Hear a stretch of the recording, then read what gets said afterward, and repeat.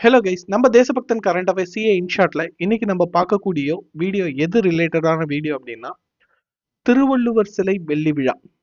So almost வந்து 1.5 மாசம் கிட்ட ஆச்சு சார். இப்போ இதை எதுக்கு நம்ம பார்க்க போறோம் அப்படின்னா, எஸ், திருவள்ளுவர் சிலை வெள்ளி விழா அப்படின்றது 2024 டிசம்பர் 31 முடிஞ்சு போச்சு. ஓகேங்களா? அன்னைக்கு தான் வந்து அந்த விழா வந்து கொண்டாடப்பட்டது. ஸோ அப்படி இருக்கிறப்போ இன்னைக்கு நம்ம இந்த செஷனை பத்தி பேசுறதுக்கான காரணம் என்ன அப்படின்னா, அந்த வெள்ளி விழா நடந்த விஷயத்துல இருந்து எக்ஸாம் பாயிண்ட் ஆஃப் வியூல நமக்கு என்னென்ன கேள்விகள்லாம் கேட்கப்படலாம் அப்படின்ற யூகத்தின் அடிப்படையில இந்த செஷன் இருக்க போகுது. ஸோ திருவள்ளுவரை பத்தி தெரியாதவங்க யாருமே இருக்க முடியாது. ரைட் ஃப்ரம் நம்ம ஸ்கூல் டேஸ்ல இருந்து இந்த நிமிஷம் வரைக்கும் வந்து பாத்தீங்கன்னா திருவள்ளுவரை பத்தி தெரியாத ஆட்களே இருக்க மாட்டாங்க. அப்படி இருக்கிறப்போ இந்த திருவள்ளுவர் சிலை எங்க இருக்கு அப்படின்னு பாத்தீங்கன்னா, தமிழ்நாட்டில் இருக்கக்கூடிய கன்னியாகுமரி மாவட்டத்துல தான் இந்த பிரம்மாண்ட திருவள்ளுவர் சிலை வந்து பாத்தீங்கன்னா இருக்கு. அப்படி இருக்கிறப்போ இந்த சிலையுடைய உயரம் அப்படின்னு எடுத்துக்கிட்டீங்கன்னா 133 அடி உயரம்.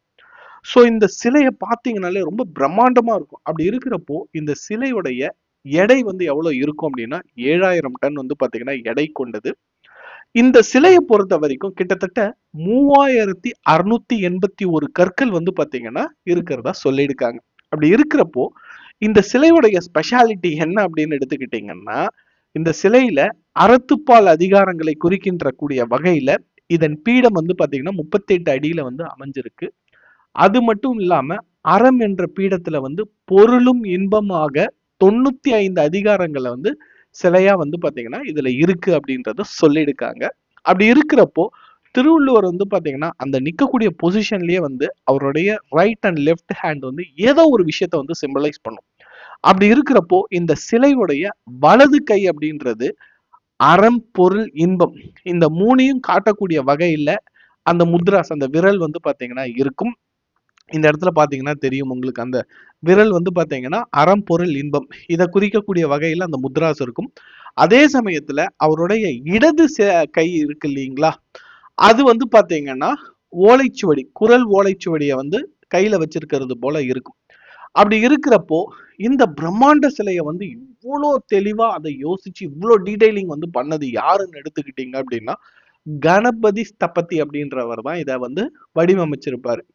ஸோ அப்படி இருக்கிறப்போ இந்த வள்ளுவர் சிலையை வந்து பாத்தீங்கன்னா அமைக்கணும் அப்படின்னு சொல்லிட்டு முதல்ல தீர்மானம் வந்து கொண்டு வரப்பட்டது. அமைச்சரவை தீர்மானம் வந்து எப்பொழுது கொண்டு வரப்பட்டது அப்படின்னா 1975 31 டிசம்பர் மாசம் தான் இதற்கான தீர்மானம் வந்து கொண்டு வரப்பட்டது. இதற்கான தீர்மானம் வந்து 1975 கொண்டு வரப்பட்டு 90களில் இதன் வேலைப்பாடுகளை வந்து ஆரம்பிக்கப்பட்டால் கூட இந்த கம்ப்ளீஷன்ன்றது எப்ப நடந்தது அப்படின்னா 2000ஆம் ஆண்டு தான் இந்த ஒர்க் கம்ப்ளீட் ஆகி திறந்து வைக்கப்பட்டது. அதோடைய 25th இயரை தான் நம்ம என்ன பண்றோம் அப்படின்னா சில்வர் ஜூப்ளியா செலிப்ரேட் பண்ணிக்கிட்டு இருக்கோம்.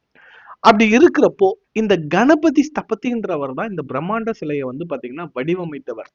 அப்படி இருக்கிறப்போ இவர் யார் அப்படின்னு எடுத்துக்கிட்டீங்கன்னா, இவருடைய வம்சம் அப்படின்றது ஒரு பெரிய லெவலான ஒரு வம்சம். அப்படி இருக்கிறப்போ தஞ்சை பெரிய கோயிலை வந்து தெரியாதவங்க யாருமே வந்து பாத்தீங்கன்னா இருக்க முடியாது. அப்படி இருக்கிறப்போ தஞ்சை பெரிய கோயிலை வந்து பாத்தீங்கன்னா வடிவமைச்ச குஞ்சர மல்லனுடைய வம்சத்தை சார்ந்தவர் தான் இந்த ஸ்தபதி. அதாவது புலிக்கு பிறந்தது பூனை ஆகாதுன்ற மாதிரி அந்த வம்சத்துல வந்தவங்க கட்டாயம் வந்து பாத்தீங்கன்னா அவ்வளவு லேசா எடுத்துக்க முடியாது. ரொம்ப பிரம்மாண்டமான கோயில் தஞ்சை பெரிய கோயில். ஸோ அதுல அவ்வளோ டீடைலிங் இருக்கு. அதுல அந்த வம்சத்துல வந்தவர் தான் என்ன பண்ணியிருக்கிறாருன்னா இந்த கணபதி ஸ்தபதின்றவர் இந்த சிலையை வந்து பாத்தீங்கன்னா வடிவமைச்சிருக்கிறாரு. அதை கருணாநிதி சொன்னது கூட வந்து எப்படி சொல்லிடுப்பாரு அப்படின்னா, முன்னாள் முதல்வர் கருணாநிதி, ஸோ நான் என்ன யோசிச்சேன்னா அதை வந்து சிலையா அவர் கொண்டுட்டு வந்திருக்காரு அப்படின்ற அளவுக்குலாம் அவர் சொல்லியிருப்பாரு. ஸோ அப்படி இருக்கிறப்போ இந்த பிரம்மாண்ட சிலை அமைஞ்சிருக்கக்கூடிய இந்த குமரிமனையில சுற்றுலா பயணிகளை வந்து பாத்தீங்கன்னா கவரக்கூடிய வகையில நிறைய விஷயங்கள் இருக்கு. அதுல விவேகானந்த பாறையை வந்து பாத்தீங்கன்னா கன்னியாகுமரின்றதுல திருவள்ளுவர் சிலை மட்டும் இல்ல, விவேகானந்தர் பாறையை சொல்லாம இருக்க முடியாது. அப்படி இருக்கிறப்போ இந்த விவேகானந்தர் பாறையில இருந்து இந்த திருவள்ளுவர் சிலைக்கு வந்து பாத்தீங்கன்னா படகு போக்குவரத்து வந்து ஆல்ரெடி போயிட்டு தான் இருக்கு. அப்படி இருக்கிறப்போ இதுக்கு பயணி படகுகள் போக்குவரத்து வந்து ஒரு 3 பெயர் வந்து சூட்டப்படும் அப்படின்னு இருக்காங்க. ஒரு கப்பலுக்கு வந்து பாத்தீங்கன்னா முன்னாள் முதல்வர் காமராஜருடைய பெயரும், இரண்டாவது வந்து பாத்தீங்கன்னா இரண்டாவது படகு வந்து மார்ஷல் நேசமணி அவர்களுடைய பெயர்லையும், மூன்றாவது படகு வந்து பாத்தீங்கன்னா ஜியு போப் அவர்களுடைய பெயர்ல வந்து பாத்தீங்கன்னா இயக்கப்படும் அப்படின்னு சொல்லிட்டு அந்த வெள்ளி விழா அன்னைக்கு வந்து என்ன பண்ணியிருக்காங்க, அறிவிச்சிருக்காங்க.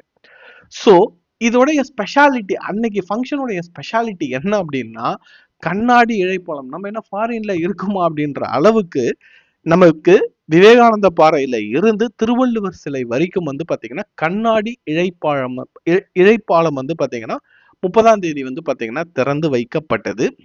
அப்படி இருக்கிறப்போ இந்த ஃபங்க்ஷன் அன்னைக்கு வெள்ளி விழாவை தொடர்ந்து நிறைய அறிவிப்புகள் வந்து பாத்தீங்கன்னா நம்ம சீஃப் மினிஸ்டர் ஸ்டாலின் வந்து வெளியிட்டார். ஸோ அதுல என்ன சொல்லிடுப்பார் அப்படின்னா 133 உயர்கல்வி நிறுவனங்கள்ல ஆண்டுதோறும் வந்து திருக்குறள் தொடர்பான கலை இலக்கிய அறிவுசார் போட்டிகள் வந்து நடத்த திட்டமிடப்பட்டுள்ளது அப்படின்ற ஒரு அறிவிப்பையும் கொடுத்திருப்பாங்க. ரெண்டாவது, டிசம்பர் கடைசி வாரம் வந்து எப்பொழுதும் வந்து பாத்தீங்கன்னா குறள் வாரமாக கடைபிடிக்கப்படும் அப்படின்றதையும் சொல்லியிருக்காங்க. அது மட்டும் இல்லாம இந்த இடத்துல திறனறி தேர்வு, ஆக்சுவலி வந்து டிரான்ஸ்லேஷன்ல இது கொஞ்சம் தப்பாயிடுக்கு. திறனறி தெரு இல்ல, திறனறி தேர்வு. அதுல வெற்றி பெறக்கூடிய மாணவர்களுக்கான திருக்குறள் மாணவர் மாநாடு ஆண்டுதோறும் நடத்தப்படும் அப்படின்றத சொல்லியிருக்காங்க. ஸோ அந்த திறனறி தெரு இல்ல, தேர்வு, அதை மட்டும் கரெக்ஷன் பண்ணிக்கோங்க. ஸோ அது மட்டும் இல்லாம இதுல பேசினப்போ வந்து ஒரு விஷயத்த வந்து ஹைலைட் பண்ணியிருக்காங்க. பெரியாரை கொண்டுட்டு வந்திருக்காங்க. ஏற்கனவே பெரியார் வந்து பாத்தீங்கன்னா ரொம்ப சர்ச்சையில இருக்கதா நமக்கு நல்லாவே தெரியும். அப்படி இருக்கிறப்ப இங்க எங்க சார் பெரியார் வந்தார் அப்படின்னா, பெரியார் வந்து ஒரு விஷயம் சொல்லியிருக்கிறாரு. அதாவது நம்மதம் குறள், அதே மாதிரி வந்து பாத்தீங்கன்னா நம் மதம் குறள், அதாவது நம்மளுடைய மதம் வந்து குறள் மதம், அதே சமயத்துல நம்மளுடைய நெறி வந்து பாத்தீங்கன்னா குறள் நெறி அப்படின்னு வந்து யாரு சொல்லியிருக்காங்க அப்படின்னா தந்தை பெரியார் சொல்லி இருக்கிறாங்க.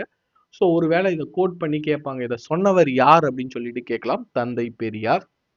ஸோ இந்த மாதிரி நிறைய விஷயங்கள் வந்து உங்களுக்கு தெரிஞ்சுக்கணும் அப்படின்னா நம்ம தேசபக்தன் கரண்ட் அஃபேர்ஸ் சேனல் வந்து சப்ஸ்கிரைப் பண்ணிக்கோங்க. பிடிச்சிருந்தா லைக் பண்ணுங்க, சப்ஸ்கிரைப் பண்ணிக்கோங்க. அது மட்டும் இல்லாம கணபதி ஸ்தபதி வந்து வேற என்னென்ன விஷயத்த வந்து வடிவமைச்சிருக்காருன்னு உங்களுக்கு தெரிஞ்சது அப்படின்னா கீழே கமெண்ட் பாக்ஸ்ல போடுங்க. Wish you all the very best, good luck, thank you all, Jai Hind.